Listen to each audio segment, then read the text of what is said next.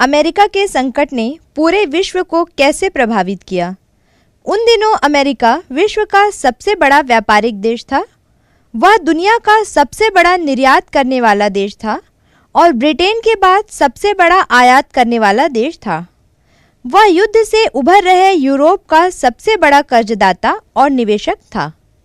फलस्वरूप पूरी दुनिया की अर्थव्यवस्था का ताना बाना अमेरिका पर निर्भर था। अपने आर्थिक संकट के कारण अमेरिका ने जर्मनी, ब्रिटेन आदि को उधार देना कम कर दिया।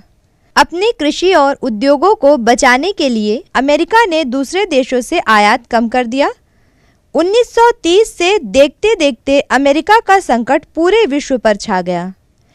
भीषण मंदी का प्रभाव सोवियत रूस पर सबसे कम पड़ा और वहां उसी समय प्रथम पंचवर्षीय योजना के तहत तेजी से औद्योगिक विकास हो रहा था। इसके दो प्रमुख कारण थे। पहला यह कि रूस उन दिनों विश्व आर्थिक व्यवस्था से बहुत कम जुड़ा था और आर्थिक रूप से आत्मनिर्भर था।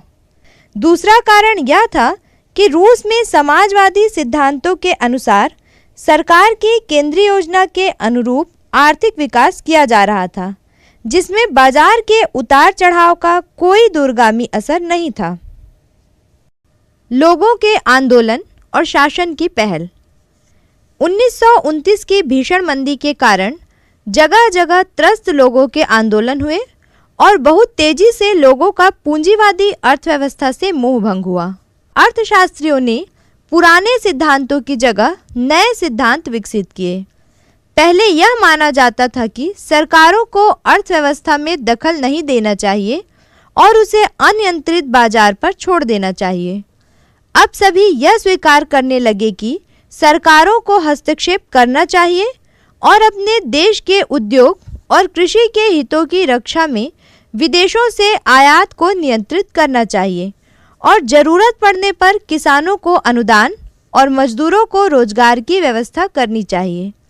जॉन कीन्स नामक प्रसिद्ध अर्थशास्त्री ने कहा कि मंदी के दौर में राज्य को लोक कल्याणकारी योजनाओं पर खर्च करना चाहिए और सबके लिए रोजगार उपलब्ध कराना चाहिए। इससे लोगों की बाजार में चीज़ें खरीदने की क्षमता बनेगी और मांग फिर से मजबूत होगी। इस प्रकार राज्य द्वारा उत्पन्न मांग से आर्थिक स्थिति को सुधारने के अवसर प्राप्त होंगे। फ्रैंकलिन रूजवेल्ट 1933 में अमेरिका का नया राष्ट्रपति बना। उसने न्यू डील की घोषणा की, जिसमें आर्थिक मंदी से ग्रसित लोगों को राहत, वित्तीय संस्थाओं में सुधार तथा शासकीय निर्माण कार्य द्वारा आर्थिक स्थिति को सुधारने का वचन दिया गया। इसका वास्तविक असर द्वितीय विश्व युद्ध प्रारंभ होने के साथ 1939 के बाद आया, जब सरकार पर युद्ध के हथियार बनाने तथा सेना की जिम्मेदारी आई। इस दौरान अमेरिका में सामाजिक सुरक्षा योजना लागू की गई, जिसके अंतर्गत सभी सेवानिवृत्त वृद्धों के लिए एक पेंशन योजना बनाई गई। बेरोजगारी बीमा तथा विकलांगों और जरूरतमंद बच्चों के लिए जिनके पिता न हो, कल्याणकारी योजनाएं बनाई गईं। दूसरे विश्व युद्ध के बाद अमेरिका ने दूसरी सामाजिक सुरक्षा योजनाओं जैसे बीमार लोगों के लिए स्वास्थ्य संबंधी और शिशु सुरक्षा संबंधी योजनाएं भी बनाई। यह एक कल्याणकारी राज्य की अवधारणा पर आधारित थी, जिसमें राज्य सभी नागरिकों को एक अच्छे जीवन का आश्वासन दे और उनकी सभी मौलिक आवश्यकताओं जैसे अन्न, आवास, स्वास्थ्य, बच्चों और वृद्धों की देखभाल तथा शिक्षा का ख्याल रखें। द्वितीय विश्व युद्ध के बाद बहुत सी सरकारों ने इस नीति को अपनाया। वास्तव में भीषण मंदी 1939 में समाप्त हुई, जब दूसरा विश्व युद्ध प्रारंभ हुआ।